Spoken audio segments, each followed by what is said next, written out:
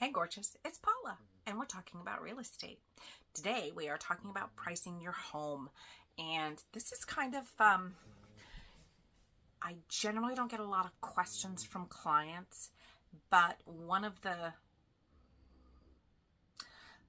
quirkiest things always comes up when pricing your home, and we're going to talk about it.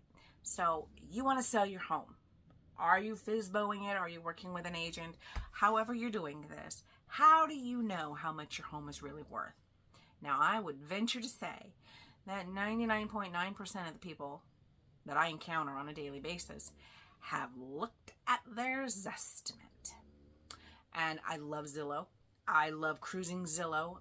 Probably 2 or 3 times a week, I will go to third-party real estate sites and I will just look at what's out there. And I love looking at the Zestimate, because the Zestimate is a calculation on that third-party website that the best way to describe it is a broken clock is right twice a day. And I'm not ditching third-party real estate websites. We have Redfin, we have Realtor, we have Zillow, we have Movado. Is it Movado? We have a lot of them out there. Trulia. I think Trulia is one of them. We have a lot of them, and they serve a purpose. We live in a society today that everybody shops online, and we love it.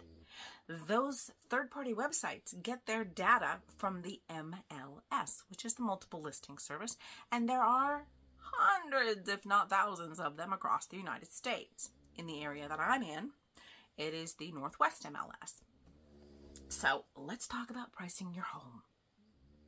My name is Paula, and I'm a professional real estate agent in Washington State, and I have been in real estate for over 15 years. The area that I am focused on is Southwest Washington, and my focus when I work with my clients is based on the understanding that real estate is the biggest investment most of us will ever make.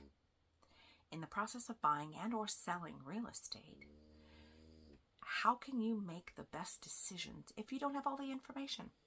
So my job is to make sure you have all the information. And that's how it works. So, pricing your home. When a client comes to me and they want to know how much their home is worth, I can guarantee you they're probably biting their nails a little bit, because a person's home value is there's sentimentality involved in that. When I went to sell the last home that I lived in, I was there for 20 years, and I lived there with my husband and our 3 children and several pets, and there's a lot of sentimentality. Now, it was a unique home. There was nothing near it that was close in size or acreage or age, and so it was a challenge to find an accurate price. But I guarantee you, when I started the process, I wanted far more for the property. I thought the property would be worth far more because of the sentimental value attached to it. So how do we as real estate professionals find an appropriate price for your property? Let's look. I'm not going to give you an example here, but when we go to look for accurate comps for your home, I'm going to go out 2 miles and then 3 miles. And I'm going to create a few different lists here. I want to find properties that are as close to your property in square footage. I want to find homes that are acreage-wise as close as can be. I want to find homes that are approximately the same age as yours. If I'm looking at a stick-built home, which is just a home built on a foundation from the ground up, I cannot look at manufactured or modular homes as an accurate comp. And if it's a single-story home, I want to find comps that are as identical to the property that we're looking at selling. And sometimes that can be a challenge. Then I'm going to, let's say I find 5 or 6 homes. Well, I want to look from a year ago. I want to look 6 months ago. I want to look 3 months ago. The reason I want to do that is because homes a year ago could have been selling for more, or they could have been selling for less. And I can see as I'm looking that maybe home prices are starting to fall, or maybe home prices are starting to increase. That's going to affect what we want to price your home at. Then we're going to take your home and compare it to these 3, 4, 5, or 6 homes. You don't want to compare it to a dozen homes. You want the closest homes. Is your home 1,000 square foot? Well, you don't want to compare it to a home that's 2,000 square feet. You don't want to compare your single-story home on 5 acres to a 2-story home on 1 acre. You want to find the closest. Let's look at the top 3. Now let's look at your home in comparison to those homes. Let's say one of those homes just had a major kitchen remodel and has gorgeous granite countertops and stainless steel appliances, and it has just the, ooh, yummy kitchen. Well, we know kitchens and baths kitchens and baths sell homes. Pardon me. Well, let's say your kitchen hasn't been remodeled. Well, we're going to take the estimated amount of that repair on that home that has sold in the last 3 months, and we're going to subtract it from the price of that home. So now this home without the renovation matches your home that hasn't had the renovation, and that's going to be a good comp. And let's say that your home has the brand new remodeled, gorgeous, stunning, I want to live, eat, and die here kitchen. And the comp home doesn't have that remodel.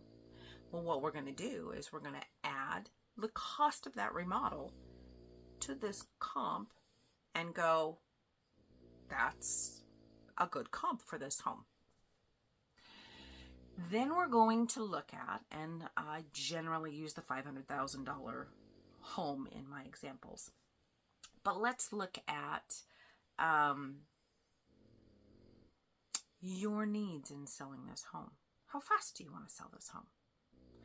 Do you want to hold tight to your, I need $500,000 out of this home? Well, then that could mean that the property is going to be on the market a little longer. Another mistake I see with some agents is that when you are pricing a home, yeah, you've all seen the bidding wars that can happen when you buy a home.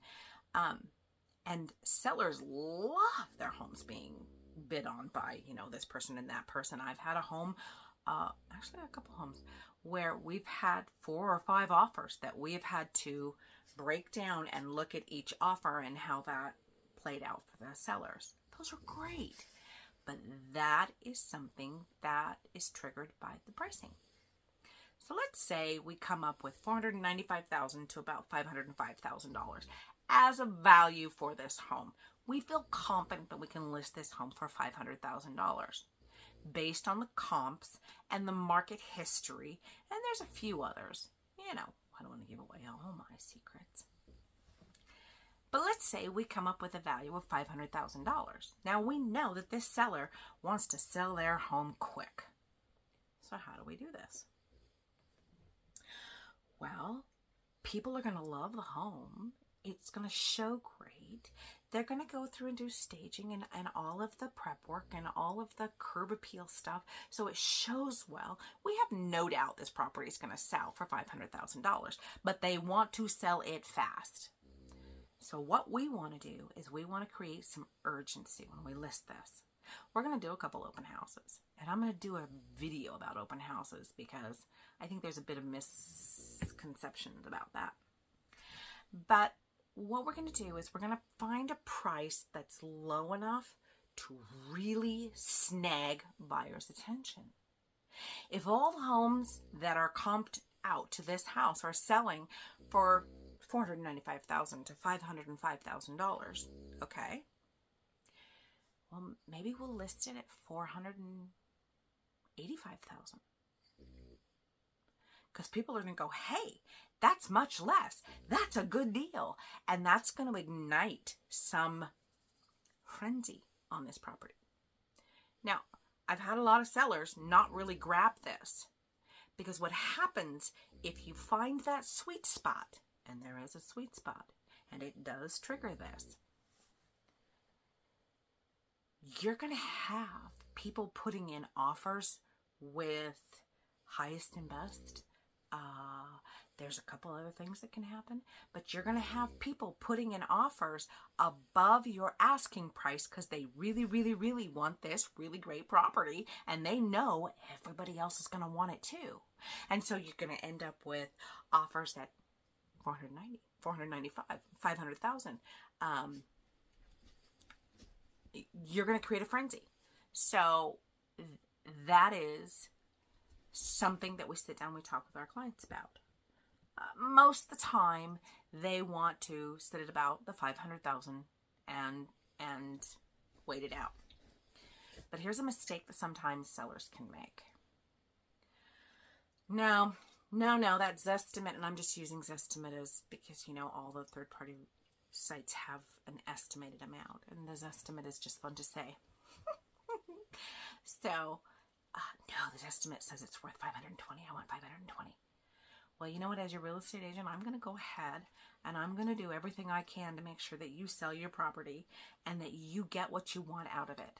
I have no problem listing it, but I do need to tell you that homes at your home is not indicating that that amount is going to be a good selling price. And what can happen is that it's going to sit here, and the number one thing when you look at a property that just hasn't moved and nobody's come to look at it and, you know, it just sits there, the number one thing a realtor is going to tell you is it's the price. And then if you lower the price, it just kind of, things digress from there. And that can end up costing you as a seller far more than the $20,000 difference between where I'm showing you your home is at. So, I'm going to give you all the information. You're going to know how all these things work. And if you choose to ask $520,000, you're probably not going to show, because people don't want to buy this house for $520,000 when competing homes are selling for $500,000 or $495,000. That makes sense. And those homes will sit there, and they will not sell, and they will not sell, and they will not show. And then the price comes down, and then the buyer or the seller starts going, well, I have a realtor that doesn't know what they're doing. No, we know what we're doing. And the rub is that we need to represent our client, and we need to give them as, we will always do our best.